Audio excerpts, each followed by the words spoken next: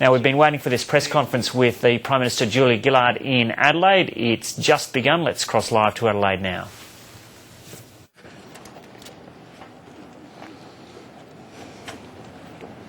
Everybody's okay? I'm joined here today by Senator Chris Evans, and I'm very pleased to be back in my hometown of Adelaide. I'm also very pleased to be here today at Civil Train, a great training establishment here in South Australia, and it's actually leading Australia in training in the civil construction sector. I'm pleased that the government, through our Education Investment Fund, has been able to make available more than $8 million to redevelop the premises that we've seen.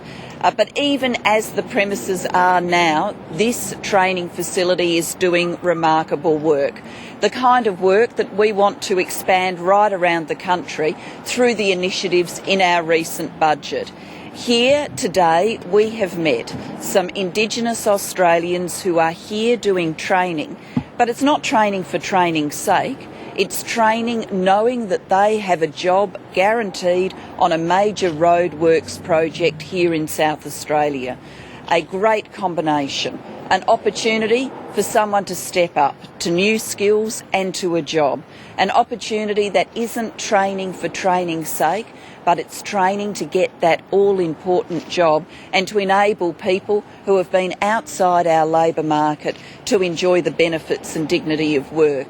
The budget we delivered last week is about jobs and it's about opportunity. That's why it comes with a $3 billion skills package, a skills package that Chris Evans will oversee. The skills package will be about getting back into the workforce people who have been excluded from work by giving them an opportunity and giving them the skills they need. And in doing that, we'll create 130,000 training places working with industry, the right kind of training because we're working with businesses to deliver it. And we know with our economy increasingly becoming a patchwork economy where different regions have different sorts of economies and different skill needs, that it's important to be able to take training to where people are. Which is why initiatives like the one you see behind me with mobile training going to where job seekers are, going to where workers are who need upgraded skills are so important. This is a great boon for regional Australia and fits well with the government's plans to spread the benefits of training right around our country. I'm here in Adelaide, apart from visiting Civil Train today, to join with my ministerial colleagues for a community cabinet in Modbury Heights. We'll look forward to hearing the views of people from Adelaide who will come to meet with us later today. And between now and then, I'll be very pleased to join with my ministerial colleagues Nicola Roxon and Mark Butler. Mark Butler, a great South Australian who as Minister for Mental Health has overseen the development of the mental health package we delivered in the recent budget, a package to meet the needs of Australians today. Mental illness presses on the lives of many Australians, and we wanted to make available new resources in a $2.2 billion package to help those Australians and their families. Can I conclude by saying, as we stand in Adelaide today, we've lived through a very important 24 hours in the debate about carbon pricing. Tony Abbott has been running around the country trying to scare Australian families, trying to scare Australian businesses, trying to scare people and convince them that they're going to lose their jobs. Well, his scare campaign has come up against two big obstacles, his own colleagues. Greg Hunt, his climate change spokesperson, has finally told us the truth, that Tony Abbott's plan to tackle climate change is to put a $15 a tonne price on carbon. That is, after all of this fear-mongering, Tony Abbott's plan is to put a price on carbon per tonne of $15. But he won't be providing families with any assistance for the cost of living impacts that would flow from his price on carbon. So very important yesterday that Greg Hunt finally let the cat out of the bag and that Mr Abbott stands for pricing carbon with no assistance to Australian families. And then last night on Lateline, Malcolm Turnbull also told us the truth. He told us the truth that basically this plan won't work. He told us the truth that it would blow the budget. And he told us the truth that the rest of the world is acting too, even though Mr Abbott has been pretending to Australians no one is acting on climate change. If I could just use some of Malcolm Turnbull's words. He said last night, and I think these are very important words, when he was describing Tony Abbott's plan, he said, "This is a plan where industry was able to freely pollute, if you like, and the government was just spending more and more taxpayers' money to offset it, that it would become a very expensive charge on the budget in the years ahead." Mr Turnbull telling us that Mr Abbott plans to blow the budget. And Mr Turnbull went on and talked about Prime Minister Cameron, a Conservative Prime Minister in the UK. He said that Conservatives like David Cameron in particular take the view that there is an enormous opportunity to get on the front foot and get into a leadership role in terms of clean technology, low emission technology, that is a coming technological revolution. He went on to say that the Prime Minister of Britain has vision and wants to be part of the change, a very sharp contrast to Tony Abbott. So 24 hours on, we know Mr Abbott wants to price carbon. He doesn't want to assist Australian families. He's out of step with his Conservative colleagues around the world. He's out of step with the world in general. We want to stay in step with the world. We want this nation to have a clean energy future. That's why we are moving to put a price on the 1,000 biggest polluters in our economy. Big businesses who will pay the price of putting carbon pollution in our atmosphere.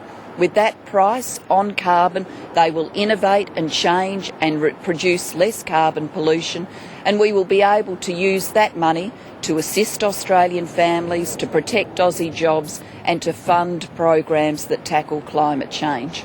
I'm very happy to take any questions. Yes. Just on that issue of climate change, Bob Brown this morning just announced through Murdoch Press saying that the hate media, particularly when it comes to debate on this issue of climate change. Do you agree with him? Well, it's very important that we see accurate reporting on a major reform debate like the reform debate about climate change. And we've seen, even acknowledged, for example, by The Australian, that they have at times very inaccurately reported people's comments. One instance I can remember very recently was the headline, which went with comments made by Gail Kelly, the CEO of Westpac, an error that the Australian newspaper acknowledged. So I think it's very important to get the facts to people. Tony Abbott's been trying to do the complete reverse, to scare people. I mean, today, just to take one example of the scare, I understand Mr Abbott is at Sanitarium. We all know Sanitarium, it produces Weet-Bix. He's there trying to pretend to Australians that pricing carbon means an end to Weet-Bix. I mean, this is just getting ridiculous. What he hasn't told people is Sanitarium isn't one of the 1,000 biggest polluters in the country, and Sanitarium won't be paying a price on carbon. Speaking of scare tactics, the Climate Change Minister released some floodplain mapping for Adelaide this morning. How much will a carbon tax reduce the sea level rises in a place like that? Well, I think, once again, it's important to get the facts to people, and climate change is changing our planet. The scientists tell us that it will bring rising sea levels, it will cause a problem for coastal communities, it will bring more extreme weather events, longer droughts, a greater prevalence of drought. I think Australians do want to tackle climate change, and they're entitled to the facts about what climate change will mean. They're also entitled to get from government a responsible plan to tackle climate change. Pricing carbon is that plan. It's the most efficient way to do it. And let's be really clear now about the nature of this debate. Let's put aside Mr Abbott's scare campaign, which after the 24 hours we've just been through has been smashed around by his colleagues. Both sides of politics stand for cutting carbon pollution by -5%. We want to do it in the most efficient way. We want to assist Australian households as we do it. Mr Abbott wants to do it without assisting Australian households in a way that is inefficient and would blow the budget and which won't work. I mean, what Mr Abbott is advocating is actually the reverse of what Australians want. Australians want action on climate change. He's out there with a plan that won't work. Australians want assistance given the cost of living pressures they face. He's out there with a plan with no assistance. Well, we're putting forward a plan that will make a difference to carbon pollution, and it comes with assistance for Aussie households. The Chamber of Commerce has also said that setting a price on carbon ahead of the rest of the world will PFL Australian industry. Do you think that's a valid concern? Let's just go to Prime Minister Cameron in Britain on this question of what the world is doing. David Cameron, the Prime Minister of Britain, he's a Conservative. If he was in Australia, he'd be the holder of a Liberal Party ticket. They have had a price on carbon for a number of years, and he's announced that he wants to see a 50% cut in carbon pollution in the UK by 2025. We are looking for a cut in our carbon pollution of -5 by 2020. He's saying -50 by 2025. So let's not make any errors here. The rest of the world is moving. And the risk for Australia, because we have a high emissions economy, is that we will get left behind. That other parts of the world will have a clean energy economy, clean energy jobs, and we'll get left behind. Now, I'm saying that to the Australian people, but Malcolm Turnbull, also a Conservative, a member of Tony Abbott's political party, was saying last night. He said about David Cameron that he's taking the view that there is an enormous opportunity to get onto the front foot and get into a leadership role in terms of clean technology, low emission technology, that this is a coming technological revolution. Well, that's true. I want us to get the jobs from that revolution. Mr Abbott wants us to miss out on them. You've been accused of asylum seekers. Is the government processing asylum seekers to Malaysia to find out? What we've done is asylum seekers arriving post my announcement with the Minister for Immigration about our commitment with Malaysia the day that I published the joint statement from the Prime Minister of Malaysia and by me. From that time, anybody who's arrived has been taken into detention pending removal, and they will be removed to a third country. And has that been confirmed with Malaysia? Because there seems to be some message out of the Malaysian government that this deal is still several weeks from being finalised and they won't be accepting anyone until after that day. Well, the second part of your question is a misreport of the words of the Malaysian minister, and I'd suggest people actually look at what he said. What he said, of course, and it's just simple common sense, is that people wouldn't be taken to Malaysia until the agreement's been entered into. Well, absolutely, obviously, but that's been misreported today.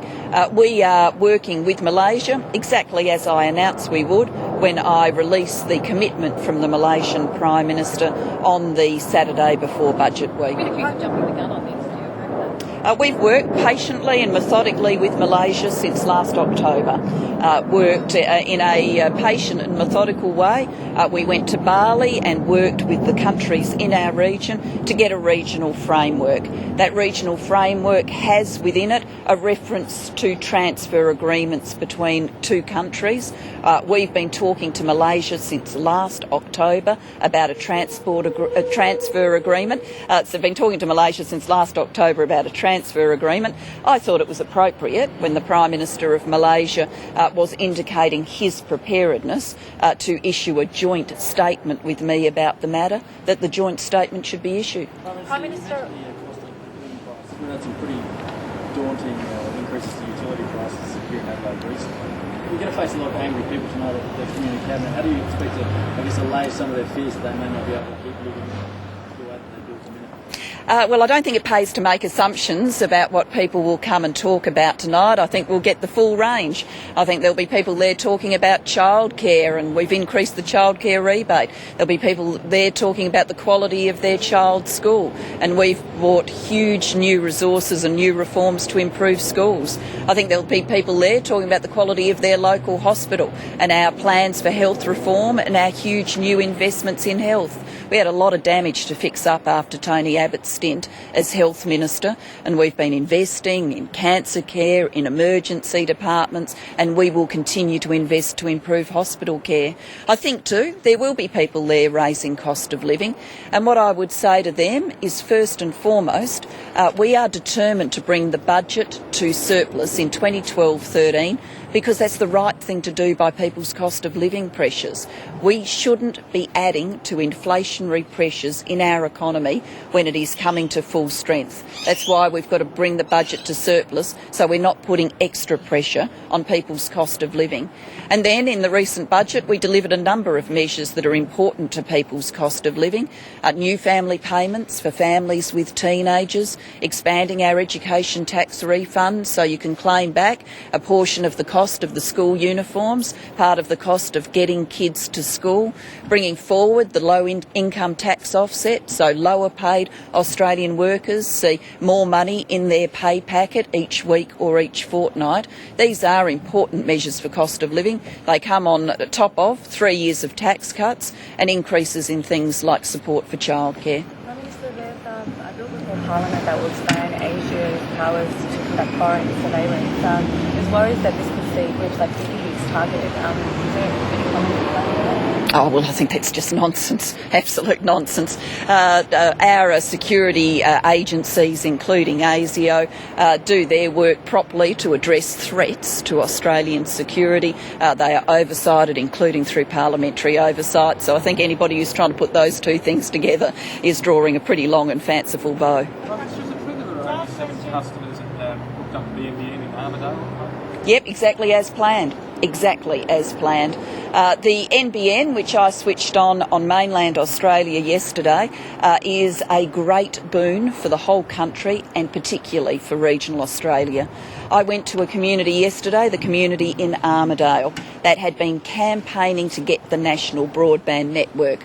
They know their town well, they know its economy well, they know its jobs pattern well, they know its health well, they know its education well.